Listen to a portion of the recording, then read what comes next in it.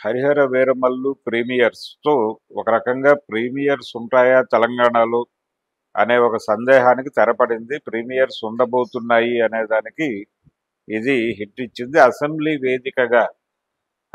వేదికగా తెలంగాణలో ప్రీమియర్స్ ఉండవు. రేట్లు పెంచి అమ్మటాలు ఉండవు. అభిమానుల్ని కోసుకు తినటాలు ఉండవు అని చెప్పి ముఖ్యమంత్రి రేవంత్ రెడ్డి గారు చాలా స్పష్టంగా ప్రకటించారు. అయినప్పటికీ అయినప్పటికీ హరిహర వీరమల్లుకు ప్రీమియర్స్ పడ్డాయి.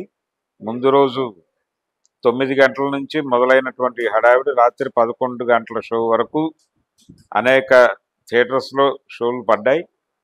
అలాగే అభిమానుల నుంచి భారీ ఎత్తున నిధుల సమీకరణ జరిగింది. అంటే నిజానికి మార్నింగ్ షోకి టికెట్లు కొనుక్కున్న వాళ్ళు కూడా ఈ ప్రీమియర్స్ కోసం ఎగబడి 2 సార్లు చూసేద్దాం అనుకున్నారు. ఈ ప్రీమియర్స్కి రేట్లు పెంచారు. 700 రూపాయలకు అమ్మారు. కంపారిటివ్గా ఆంధ్ర కంటే తెలంగాణలోనే రేట్లు ఎక్కువ నడిచినాయి. పుష్ప ఇన్సిడెంట్ జరిగిన తర్వాత ముఖ్యమంత్రి గారు రియాక్ట్ అవుతూ ప్రీమియర్స్ అనేవి ఉండవు అని చెప్పాడు ఆయన. ఆ ఇన్సిడెంట్ అందరికీ తెలుసు. ఆ రోజున సంధ్యా థియేటర్ దగ్గర జరిగినటువంటి పుష్ప 2 సినిమాకు సంబంధించి అల్లు అర్జున్ సంధ్యా థియేటర్ దగ్గరకు వచ్చినప్పుడు జరిగినటువంటి సంఘటనలో గాయపడినటువంటి బాలుడు ఈ రోజు వరకు కోలుకోలేదు. ఈ రోజుకి అతను హాస్పిటల్లో అనారోగ్యంతో అలాగే ఉన్నాడు. ట్రీట్మెంట్లోనే ఉన్నాడు. కనీసం ట్రీట్మెంట్కి స్పందిస్తున్నాడో లేదో తెలియనటువంటి కండిషన్లో ఉన్నాడు అతను. ఇటువంటి పరిస్థితుల్లో తీసుకున్నటువంటి ఒక నిర్ణయం నిజంగా దీనిలో ఇంకొక యాంగిల్ ఉంది. ఇంకొక యాంగిల్ ఏంటంటే హీరోలు అభిమానుల్ని రెచ్చగొట్టి ప్రీమియర్స్ పేరుతో కోసుకు తింటున్నారు అనేది మొదటి నుంచి ఉన్న ఆరోపణ.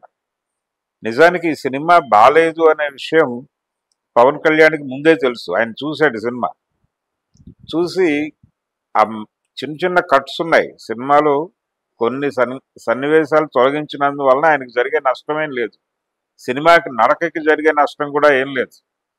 ముఖ్యంగా కొండరాళ్ళు దొర్లిపడేటువంటి సన్నివేశం, కొండరాళ్ళు దొర్లిపడుతూ ఉండగా ఆయన గుర్రంతో అలా విన్యాసాలు చేస్తూ వెళ్తూ దారిలో ఒక జారి పడిపోయినటువంటి వ్యక్తిని కాపాడటం, ఈ స్కీమ్ అంతా అడ్వెంచరస్ స్క్రీన్ ప్లేలో భాగంగా రాసుకున్నారు. దాని ఎగ్జిక్యూషన్ పరమ దారుణంగా ఉంది. ఆ ఎగ్జిక్యూషన్ పార్టే సినిమాని దెబ్బకొట్టింది. సినిమా ఈ స్థాయి టాక్ రావడానికి కారణం ఎగ్జిక్యూషన్ ప్రాబ్లమే. ఆ ఎగ్జిక్యూషన్ ప్రాపర్గా చేయలేకపోవడానికి కారణం మళ్ళీ పవన్ కళ్యాణ్ గారు. ఇలా 2 ఎండ్స్లోనూ ఆయనే ఉన్నాడు. సినిమా అలా తయారవటానికి ఆయనే కారణం. సినిమాకి అభిమానులు ప్రీమియర్స్కి పోటెత్తడానికి ఆయనే కారణం. తెలంగాణలో అసలు ప్రీమియర్సే ఉండవని చెప్పేసినటువంటి రేవంత్ రెడ్డి గారిని ఆయన మీద తన ప్రభావం చూపించి ఆయనతో అంగీకరింపజేసి జీవో ఇష్యూ చేయించి ప్రీమియర్స్ వేశారు నిన్న. అంటే తను తెలంగాణ సమాజానికి ఇచ్చినటువంటి మాటని కూడా మీరి ఈ దోపిడీకి సహకరించినట్టుగా రేవంత్ రెడ్డి గారిని చెప్పుకోవాలి. ఇది ఎట్టి పరిస్థితుల్లోనూ దుర్మార్గమే.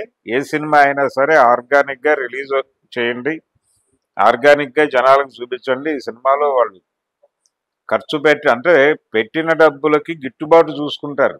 పవన్ కళ్యాణ్ చెప్పినట్టు డిమాండ్ అండ్ సప్లై ప్రకారం పెట్టిన డబ్బులకి గిట్టుబాటు అయిందా లేదా, నాసిరకం సరుకు ఎక్కువ డబ్బులు పెట్టి కొనటం కూడా తప్పే. ఆ నాసిరకం సినిమాని 700 రూపాయలు పెట్టి ఎందుకు చూడాలి ప్రేక్షకులు? అభిమానులే కావచ్చు, అభిమానులైనా ఎందుకు చూడాలి? బయటకు వచ్చి చాలా నిరుత్సాహంగా నడిచారు వాళ్ళు.